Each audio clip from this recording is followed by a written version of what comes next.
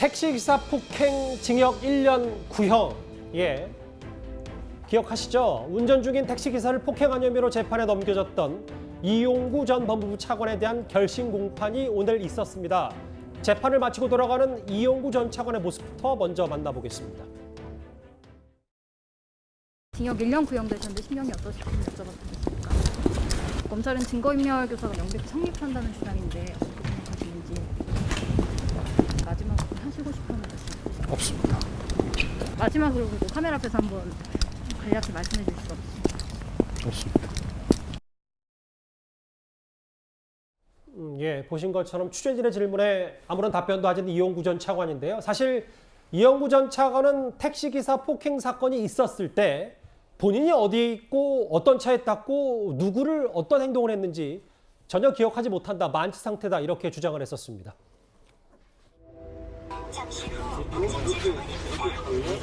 여기 내리시면 돼요? 왜 욕을 하세요? 저한테 왜 욕하시는 거예요? 다 찍혀 이거? 다 찍혀 이거? 택시기사한테 영상 사진을 찍으려고 요청을 하셨던 건가요? 그런 말씀 드렸는데요. 뭐라고 말씀해요? 이런 논란에 휩싸이시는 게 좀 부적절하다는 생각을 안 하시겠어요? 논란은 제가 제기한 게 아닙니다. 여러 영상들을 준비했는데 이제 뭐 거의 기억이 나셨을 거라고 생각을 합니다. 네. 오늘 검찰이 이용구 전 차관을 향해서 죄질이 가볍다고 할 수 없다. 증거인멸 교사 범행 성립이 명백하다. 징역 1년을 구형했습니다. 네네. 일단은 여러 가지 혐의가 있는데 폭행 혐의, 그다음에 운전자 폭행 혐의와 그다음에 증거인멸 교사 혐의, 그다음에 허위 진술을 요구했다는 혐의가 일단은 인정됐는데요. 일단 이걸로 해서 기소가 되었고 지금 재판 중인데 일단은 그 합의가 됐다라는 부분이 아마 좀 작용이 된 것 같습니다. 그래서 구형량은 1년으로 했고 아마 이제 선고가 이루어지게 될 텐데. 특히 이제 그 특가법상 운전자 폭행죄 같은 경우는 상당히 중하게 처벌을 하고 있거든요. 그래서 이제 특정범죄 가중처벌법에 의해서 이걸 처벌을 하고 있는 것인데, 예. 그에 비하면 구형량 자체는 그렇게 높은 구형량은 아니라고 볼 수 있을 것 같습니다. 예. 화면에 저 그 내용, 택시기사를 덮쳤고 모굴적으로 욕설을 했다. 당시 카메라, 그러니까 차 내에 있는 블랙박스까지 화면으로 만나봤는데요. 근데 지금 사실 이 이용구 전 차관을 둘러싼 수사가 네 갈래입니다. 지금 블랙박스를 봤던 이 폭행 혐의, 증거인멸 교사 혐의인데 증거인멸 교사는 경찰 관련해서 그리고 경찰도 사실 오늘 부실 수사 관련해서도 검찰의 구형도 오 교수님 따로 있었었잖아요. 네, 그렇죠.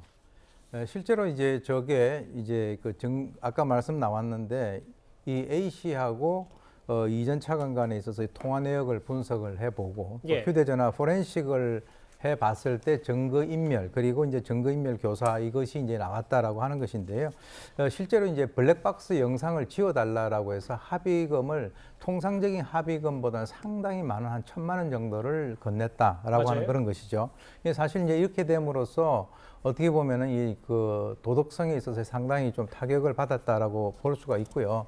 그다음에 이제 또 하나는 아까 이제 말씀하셨던 그 부실 수사 혐의를 받는 그 경찰관에게도 징역 1년 6월이 그 구형이 됐지 않습니까? 맞아요. 예, 그것은 이제 당시에 그 수사를 담당을 했었던 서울 서초경찰서에 근무하는 A 경사가 예. 특정범죄가중처벌법상에 있어서 특수직무유기, 즉 다시 말해서 범죄 수사에 직무하는 그 공무원이 특가법에 규정된 죄를 인지하고 난 이후에 직무를 유기했을 때 이거는 이제 유죄가 인정됐을 때는 1년 이상의 유기징역에 해당이 되기 때문에 형법상의 직무유기보다는 형량이 상당히 무거운 것이고요.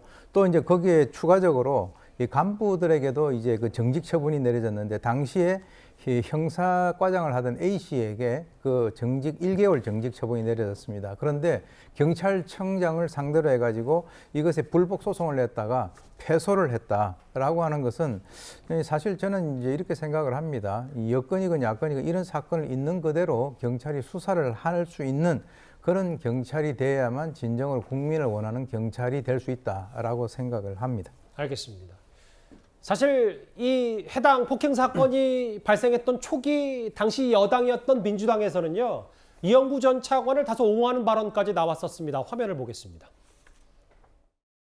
자다가 깨우면 이제 약간 상황 판단이 안 돼가지고 화를 내거나 이런 경우가 있을 수 있는데 여론에서는 이용구 차관이 사퇴해야 되는 거 아닌가 이런 이야기도 합니다. 어떠신가요? 제가 뭐라고 말씀드릴 위치에 있죠. 엄중한 아직 책임 소재는 밝혀지지 않았다고 봅니다. 사실 당시에 이용구 전 차관의 폭행 사건을 인지하고도 차관에 임명했다.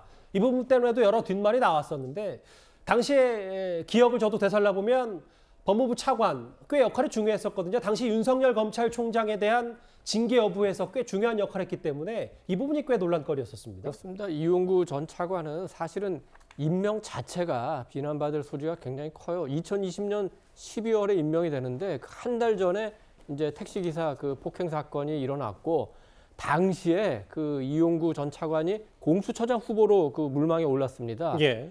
그래서 아마 알려야 될 것 같아서 이제 당시 추미애 법무부 장관 정책보좌관에게 이용구 그 변호사가 전화를 했고 그래서 이제 공수처장은 안 하는 걸로 됐습니다.